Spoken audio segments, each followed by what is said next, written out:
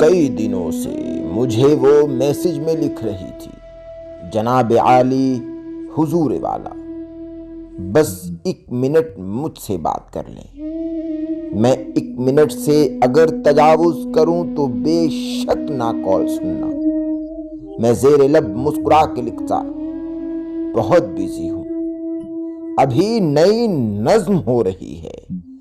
وہ اگلے میسج میں پھر یہ لکھتی، سسکتی روتی بلکتی نظموں کے عمدہ شاعر، تم اپنی نظمیں تراشو لیکن کبھی تو میری طرف بھی دیکھو، کبھی تو مجھ سے بھی بات کر لو، بس 1 منٹ میری بات سن لو۔ میں ہنس کے لکھتا، فضول لڑکی، بہت بیزی ہوں، بس 1 منٹ ہی تو ہے نہیں نا۔ وہ کئی دنوں تک خاموش رہتی، پھر ایک دن میں نے اس کی حالت پہ رحم کھا کر جواب لکھا، بس 1 منٹ ہے اور 1 منٹ سے زیادہ بالکل نہیں سنوں گا۔ تو اس نے اوکے لکھا اور ایک دم سے کال کر دی۔ میں کال پک کر کے چپ کھڑا تھا۔ وہ گہرا لمبا سا سانس لے کر اداس لہجے میں بولی، سر جی، میں جانتی ہوں کہ 1 منٹ ہے اور 1 منٹ میں اپنے اندر کی ساری باتیں کسی بھی صورت نہ کہہ سکوں گی۔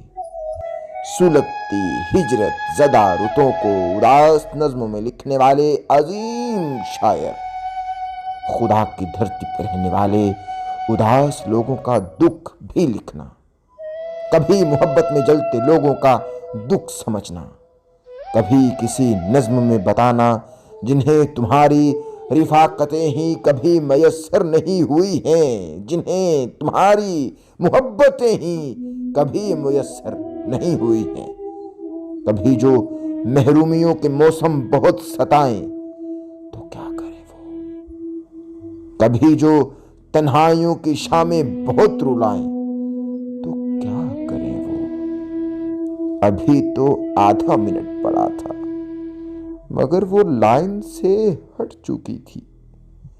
وہ 1 منٹ کی جو کال تھی نا، وہ 30 سیکنڈ میں کٹ چکی تھی۔ میں کتنے برسوں سے اگلا آدھا منٹ گزرنے کا منتظر ہوں۔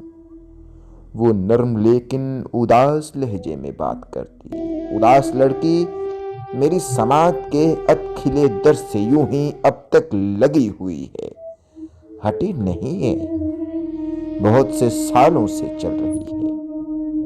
وہ کال اب تک کٹی نہیں ہے، وہ کال اب تک کٹی نہیں ہے۔